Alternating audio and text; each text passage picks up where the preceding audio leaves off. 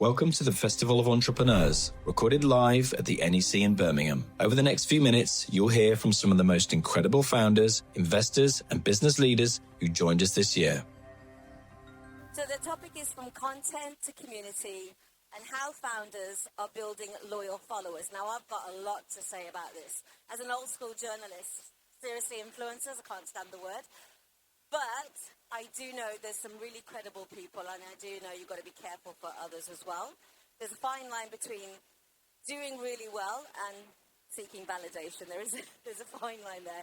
But let me introduce you to two people who are doing very well in that area. Matthew Hughes, aka King of Video, from the Creator Company. He helps clients create and grow their YouTube channels, which is what I'm really interested in today. And then Charles Black, he's the founder of Send. This is very niche, by the way, guys. He produces live stream videos of Earth and space. Welcome. How are you guys? Great to be here. Thank you. Yeah. So exciting to be here. Matthew, King of Video. Where did that name come from? How long have you been on video? So there is a Matthew Hughes who is a UFC fighter. And as you can tell, I'm not a UFC fighter. There's also an author.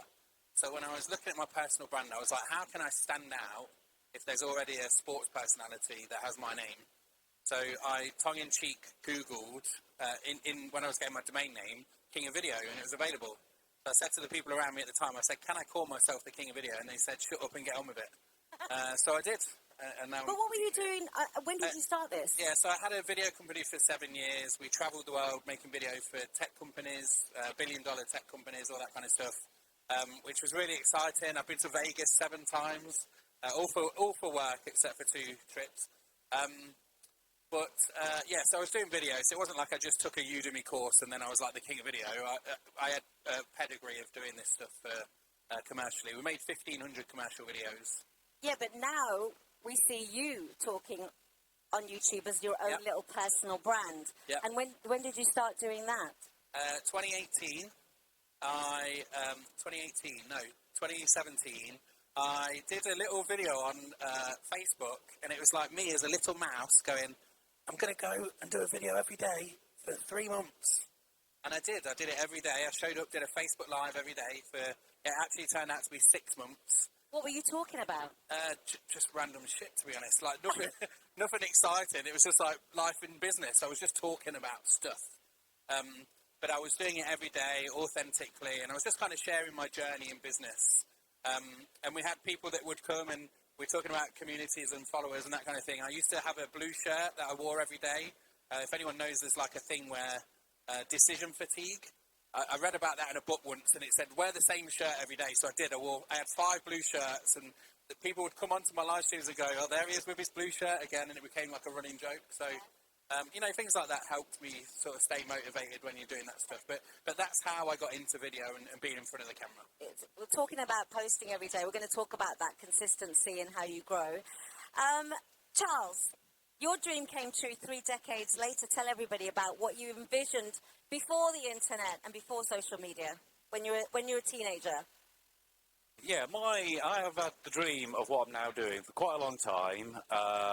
Just as a little child, I was fascinated by space and thought everyone should see Earth from space, like I did in my head, because I was just amazed by the reality that we live on a planet. And I thought everyone can see that we're just one species living on this beautiful planet going around a star. That just fascinated me, and I thought I need to send video cameras into space to who can manufacture and launch ever more video cameras, so we can basically build this space TV network in space. But it did take a long time. I have done other stuff, but when I came up with this idea at school, it was before the internet, and space was very much government agencies, so I spent 15 years doing an internet company, exited that, and then started my current business, which is called Sen, and that started out around 10 years ago. And then my first challenge was live stream 4K video from space. So the first challenge was I need to get video cameras into space. So that in itself. How do you even do that with a background? You studied law. How do you suddenly I'll go and get some cameras and put them in space? Well, you have to hire really brilliant, clever people. So I'm thinking about security, permission, government? I mean, there's a whole. It's not like starting a YouTube page. No, you do need. First of all, we've had to sort of develop the technology that will work in space to live stream it, because you have to robotically, remotely control all these systems, and filming from space is difficult because there's the angle of the satellite's always changing, the lighting conditions are changing, the atmospheric condition is changing, so it's very complex, and trying to do it in space where you have harsh radiation and extreme temperature swings, so designing and developing the electronics, that's one challenge. Regulatory-wise, we operate with a license. We operate from the US. From the US government, we have a license to remotely film Earth, because you need a license from the government before you can film Earth. And then we've got the cameras on the space station because they're gradually allowing commercial companies to host what's called payloads, like experiments on the space station. So you pay. So we pay like a rent, basically, to be on the outside of the space station. And yeah, it's just... I think it took 3 years from signing the deal to get it on the outside of the space station. So it launches on a SpaceX supply mission to the space station. We had to pass hundreds of safety tests and NASA safety reviews to get the experiment on there, because it's a human outpost. But hopefully that's the first of many cameras, because we want to provide lots of different views of Earth from space, not just from the space station, but from cameras hosted on other satellites and in different orbits as well. So that's what we're doing, and I am taking a leaf out of Matt's book and going to start we do have a YouTube channel, but we need to, and we're talking about this today, aren't we, about connecting people and community. So I thought, one of the things I need to do is get out there and have a weekly show on YouTube where I tell people what I'm doing each week with the business and the journey, and then interview people and have a whole sort of basically channel, because I think YouTube's proven that people just love human stories. People love listening to people. People love being interviewed, and everyone's got a story. And you don't need to be a celebrity. You can become everyone's a nerd about something, right? That's the thing. Like, space has a broad appeal. I bet most people like space here. So if I said, do you love fishing? There might be less people. There's still loads of people that love fishing, and it's a big thing. But I think space. Like, I'm just sitting here, absolutely amazed by. I know. It's like cameras in space. Then let's go back to YouTube. Yeah, totally. Yeah. Imposter syndrome here. Can I ask you a question, and you can answer. If you don't want to answer it, just nod. Have you seen any UFOs through your cameras? Well, you have to watch. No, we haven't. Are you lying? Have you signed an NDA? No, but I'm sure there is life out there. When you look at the numbers, if we're talking about other alien life, I mean, I think they're sort of close. They may have discovered microbial life on Mars or in oceans under moons like Jupiter's moon Europa or things like that. And you've got to think, we are one solar system. There's something like 100 billion stars in the Milky Way galaxy, and that's one of 400 billion galaxies. When you just do the numbers, the idea that chances are life, just with being in the Goldilocks zone of the right amount of heat and water and life emerging, it feels like it could be out there, but I don't think it's maybe around us right now. I have interviewed a pilot who saw one, and he got fired after the interview, because you're not allowed to. But they're out there. Right, let's get back down to ground. YouTube. Back to ground. Let's talk about consistency. Does anybody here post videos or trying to create videos for their business? Who would describe themselves as a creator? What kind of are they? YouTube, Instagram? Can you shout out? How are they going so far? Do you need them to grow more as well? Yeah. How do, because that's the tips that you give right now. Yeah. I will see the most horrible videos taken with a phone and someone doing a travel vlog. Then I'll see a beautiful curated coffee shop one with proper cameras, and the other one gets more followers. I don't understand. Well, it's funny, because I was speaking to the Barclays guys, and the guy was saying to me, you have to be really quirky, though. I think he meant you have to be a bit weird, which I quite like anyway, because I'm a rebel. But if you're not into the creator space, of course, all you ever see is the weirdos, because they're the ones that made it in some way. Everyone knows the train guy, right? That gets really excited about trains, yeah? So a great example of a bit of a weird guy, super excited about trains. And so you can pick that across every industry. But actually, there's so many really normal people that just make it in their little industry. So there's this you don't have to be weird. No, there's this Icelandic guy that I found the other day, and he literally walks, and his baby's in the back falling down, and he just says a joke, and the baby's literally on the edge of a bridge about to fall. And I was fascinated. And I'm like, why did I go to journalism school? I mean, I could have made stupid videos like this. But I think there's an appeal for anything and anyone really now, don't you think? Yeah. There's certainly an audience for anything and anyone. And you asked about growth. I think the first thing you need to do is find your audience. And, you know, when you put it out on the platforms, TikTok's a great example of this. I know we're speaking about YouTube, but TikTok's a faster, results-based platform. You've got to put your stuff out there, and you'll see you get to like 200, 300 views quite often, and people call this like TikTok jail or whatever. But actually, all the algorithm is doing is just testing to see if it can find your audience. Is there still a power with using hashtags or no? It depends who you ask. Like, the thing is, a lot of gurus want to make out like they know, and they don't. None of them know. They're just guessing. I think there's a lot of people online who pretend to know this is the problem, so you don't know who to trust. Yeah, well, trust the people that have tested stuff, and they show you the data. So when any guru says, oh, actually, this is what's hot in LinkedIn right now, and you go, okay, and they tell you, and then I go, where's the data? And they go, oh, it's just what I think. Okay, then. So what are your top 3 tips when you're posting on YouTube to get it out there or to gain some followers and subscribers? Anything that's worked for you? Yeah, so as I was saying about the testing, right, every algorithm is going to test your data. That's just a fact about technology. It will test to see if it can find your audience.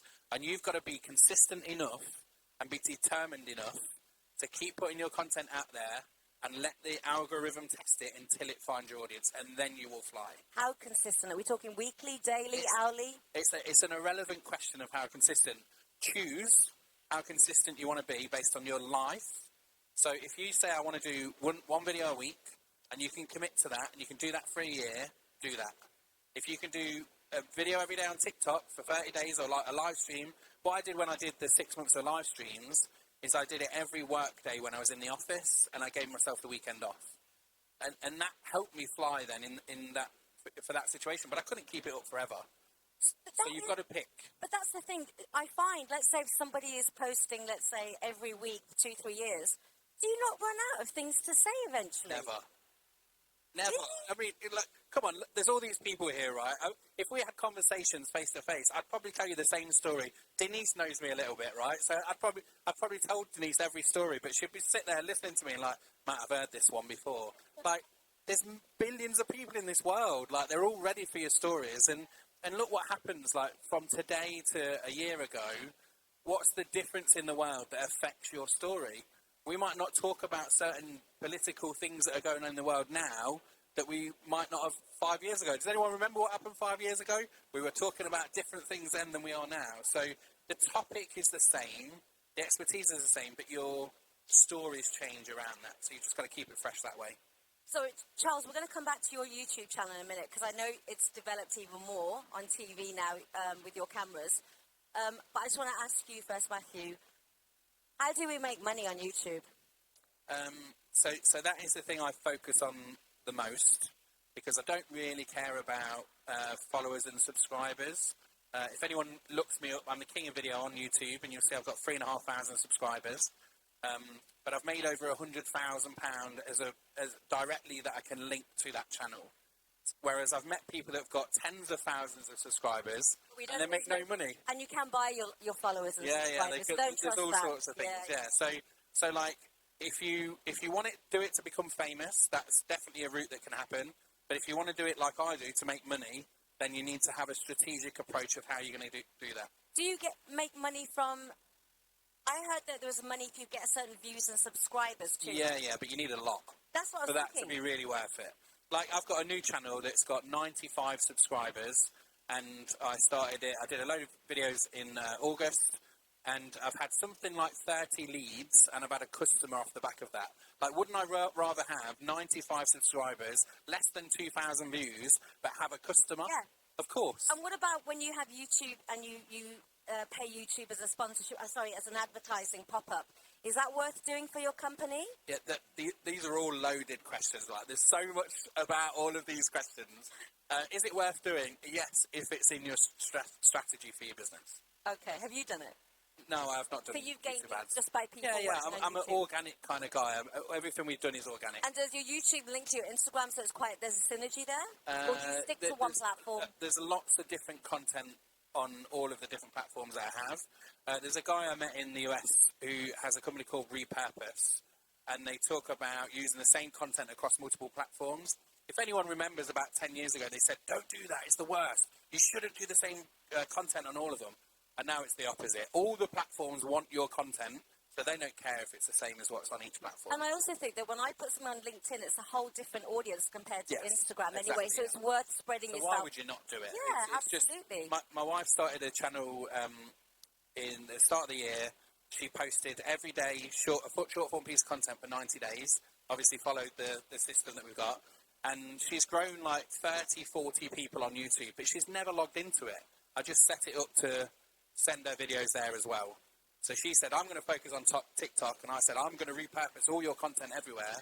And so she's growing an audience on those platforms, but she never logs into them. So Charles, you've taken it one step ahead. We're going on TV now with your cameras. Tell us about that and how it happened. Yes, just before I move on to that, because YouTube is part of TV really now. I think it's after the BBC, it's the second most watched TV platform in the UK, and globally one of the biggest and most important, and has all of the sort of community elements built into it. So we're working really hard, and it's been brilliant for us to, almost like test some of the changes and things that we make. So we've added a globe, and then we've added a sort of fact feed, so we give you real-time information about what you're looking at, and experimenting with that and getting people's feedback in the community. So we see YouTube as a really important platform for us, but you do need, as Matt says, you do need vast scale on that. But that's something that we hope, because our content is universally relevant, it's literally sort of global, we hope to try and do that. But we are also expanding onto more traditional TV, so we've partnered with ITV Studios to distribute the content. So our sort of live channel, which is going to be called Space Live, powered by Sen, and that's going on. It's launching on ITVX next Wednesday, and we're the first. It's something I'm quite proud of, actually. We're the first non-ITV channel to be live streamed on ITVX. And you normally think of ITVX as Love Island and Celebrity and all Ant and Dec and all of those great shows and great crime dramas, but they're trying to push the boundaries and be innovative, and they see what we're doing as a new form of, well, they call it slow TV, instead of a log burning fire, it's just maybe it's a little bit more inspiring or educational than that. So we're doing that, and then we're going to get it onto global TVs, so there's something called free ad-supported TV, fast channels, which that you have on Samsung and LG and all the TV makers. So we're getting it distributed on that, Amazon Prime, and lots of other platforms like Roku and Pluto, because we just want as many people as possible to watch it, and hopefully people will watch it. And now's sort of the moment of truth after having that dream all that time, thinking, right, people will want to watch this. And I'm not talking about everyone, by the way, but if I get 1% or something of viewers, then that becomes, like, quite big. So it'll be interesting to see. I think 0.1%. I think this is the thing about, like, YouTube and consuming content in general. Everyone's looking at these big numbers, but actually, in reality, when you look, it's such a small amount of numbers that you need of the people that watch TV or YouTube or whatever, that, like, why not just go for it? Because you call it slow TV. Like, I'm fascinated. I can't wait till next Wednesday because I can put it on my TV when I get home. This is great. So a lot of people are making podcasts. I obviously worked with professional camera crew. Now, if I interview people, I just do it on my phone because the quality is just amazing. And I self-taught myself. I edit everything myself. What do you recommend when it's filming what you do? Phones, camera, proper DSLR? I've got an Osmo Pocket at the back there, if you can see that. Is that good? It's just filming. It's brilliant for creators, because it fits in a little bag. It's like what you call a vanity like bag, right? Like a makeup bag. So I could just take it with me everywhere, and I've got brilliant quality footage always. So, like, thinking about your channel and the things you could do with what, like, I'm so fascinated with how, the story of how you even got there. Like, for me, I'd want to see all the behind-the-scenes stuff, all the boring stuff that actually makes that happen. And I think when he was telling me his story, when we had a chat, I was like, that's a video in itself. Yeah, it's yeah. so unique, the way that he told it. Like a dream he had when he was 18, and now it's happening now. Like, you're way ahead of what you thought could happen, you know, for people to see this. Like, you had to have a conversation with a space company to put a camera in there. That's ridiculous. Absolutely ridiculous. Fascinating. No one do what I do. Look how old I am now. It's just like, honestly. Yeah, but you still stand out. But just going back to this, I think, you know, you're saying in the video of the one that was didn't appear to be professionally shot versus professionally shot. I think the key is authenticity. You know, people like to see real people, and I think, you know, so it's a little bit of a technique in a way that something like Clarkson's Farms used. You know, you feel like these are like real people, and you know, things go wrong and are unpolished. Yeah. And especially in the world of AI, there's a lot of beautifully polished AI videos coming out now, and it's like, well, is this real? To the point, yeah, that I'm questioning, are they real? And that's actually quite scary, because I can't tell now. It's got to that level. Yeah, I mean, I know it's not an AI conversation, even though I put my event on all of your seats, which is an AI conversation. But I think the way I see that in future from a YouTube point of view is there will be two lanes. There'll be the completely authentic, we didn't use AI lane, and there'll be the we used AI lane. And you can kind of see that, I think, LinkedIn, when you use AI photos, it tells you it's an AI. On Facebook, it does. YouTube, you kind of have to opt in and tell it that it's got AI in it. But I think, logically, they're going to have to split the lanes. Because I don't want to watch a band play on at Glastonbury that it's AI. It's ridiculous. I want to be in the field watching them. Have you heard of her name is Atalia or something? She's the Spanish AI influencer. She was created in Barcelona 2 years ago. Oh, yeah. She now makes $10,000 a month by sponsorships. Yeah. She had a celebrity email her on a date. They don't know she's not real, and she's massive. And that freaks me out, actually, when you talk about authenticity, because people are buying into this. Yeah. It's an interesting time. But like I say, I think, logically speaking, like, it's the same with movies. Like, I don't know about any of you guys, but I want to watch a movie with real people in it, real stars. I don't want to watch a movie that's made by AI. But it's not to say I won't watch the movie that's made by AI. I'll still be interested, but I think I want to see the real people, yeah. Do we have any questions? Anybody? Anyone need some advice? I'll come over. Give the mic.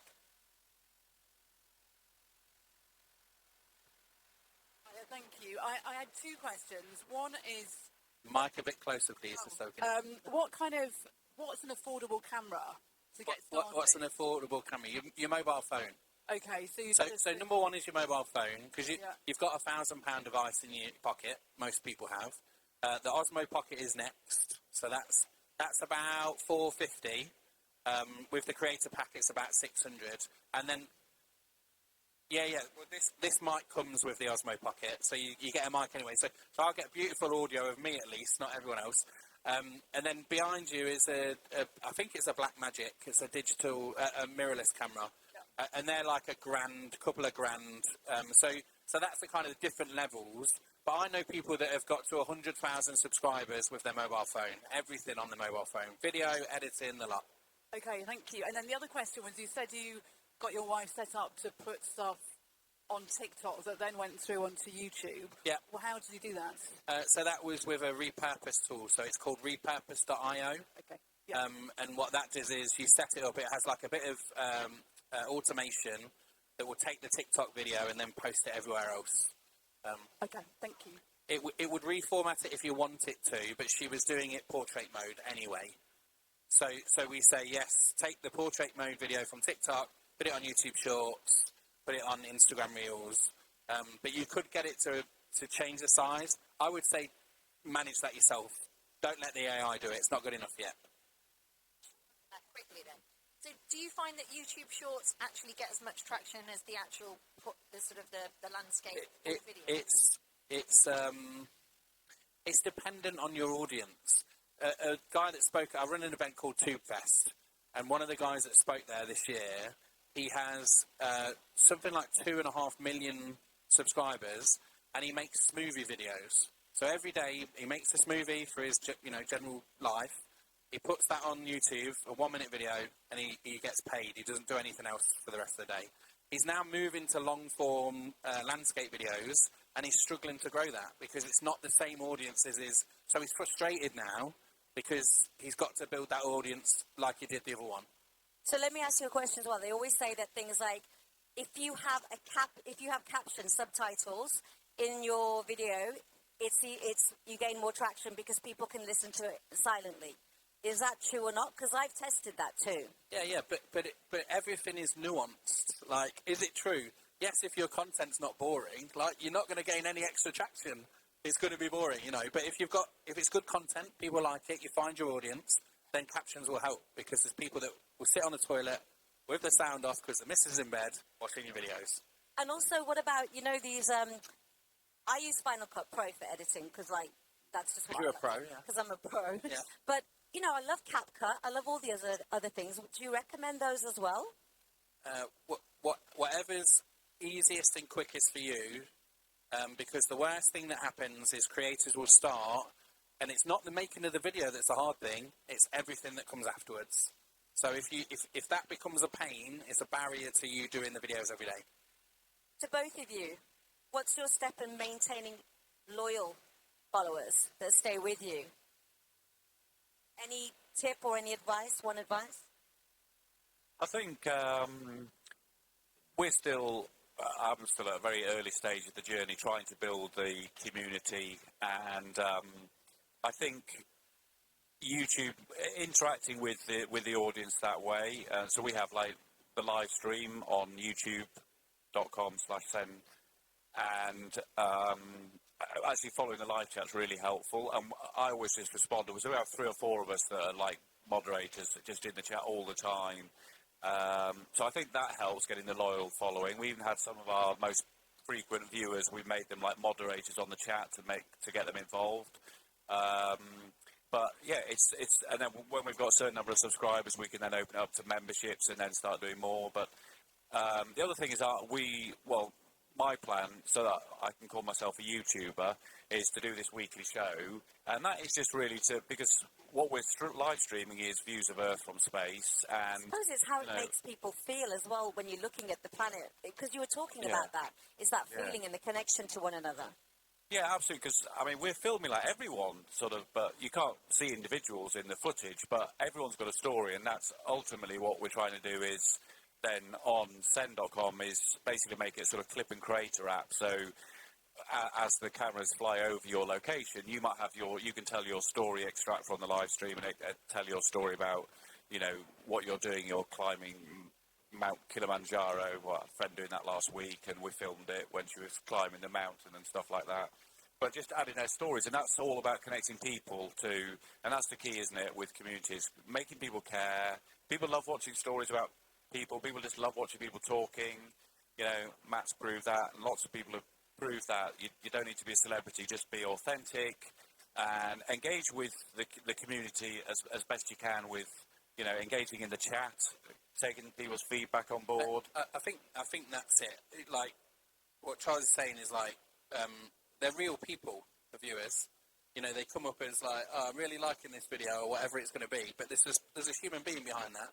And yes, great to bring the stories to the front as well, but just remember that everybody that's commenting, everybody that's engaging in some way is a real human being, and sometimes you come to events like this and they see you and they say, hey, I was watching your live stream last week, and it's a wonderful thing to know that in some way you've helped that person. Just like when I said all that time ago of doing those live videos every day, like, I didn't realise it made a difference to anyone. I just kind of thought, this sounded like a cool thing to do.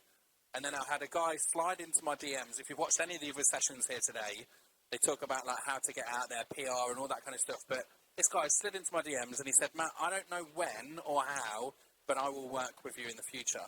And like, I didn't have to find that guy. He just slid into my, and I was like, okay, this is weird, but okay, sure. And then I had another guy that came to my office once, and he just, there's that awkwardness when you first meet someone, you shake their hand, you're kind of working each other out. He just walked past me and went and sat on my sofa that he'd seen in my videos and was like, come on then, man, let's talk about this thing, a bit of business. And I was like, where was the awkwardness? But there wasn't any, because he connected me on that human level. He already thought I knew who he was and all that kind of stuff. And I think that's because you've got to remember it's real people that are watching this stuff. We've got 2-3 minutes left. Anybody else? So there's many angles of promoting yourself when it comes to YouTube, just promoting like your YouTube videos landscape on a YouTube channel. What would you say has been the biggest conversion rate in terms of just getting people to watch a video? Because I know you can obviously promote your YouTube videos on other social media. You could use it in like tutorial-based blog posts and embed your video. Is it titling your video a question that you think someone will search? What has been the biggest success for you? What do you recommend? What is your strategy, Mr. King of Video? Again, when you ask that question, I'll ask you 5 questions back, right? Like this, because you've got to understand who your ideal viewer is first before you can figure out how you're going to grow that. So if my ideal viewer is someone that's fishing at the side of a lake and they're looking for a certain thing, they're different to my kids that might watch Minecraft videos and watch 2 hours of Dan TDM, right? Like it's a different audience. So you have to understand the audience before you can understand what's going to have the biggest impact. With the clients I work with, I'm B2B, so I help businesses launch YouTube channel. That's a big important thing.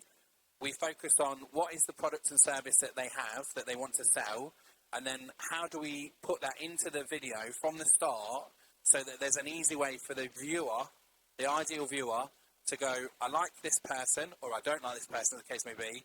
I want the next thing. What's the next logical step I want to take with that person? And I provide that with them in the video. So I might be saying to you, you want to know how to grow your YouTube channel? In the description of my video, I've got the 10 best ways I use to grow my YouTube video.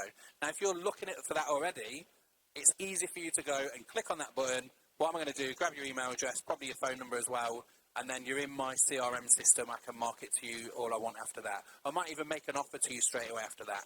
So they're different strategies. Dan TDM doesn't need to do anything. He just needs to go and play Minecraft.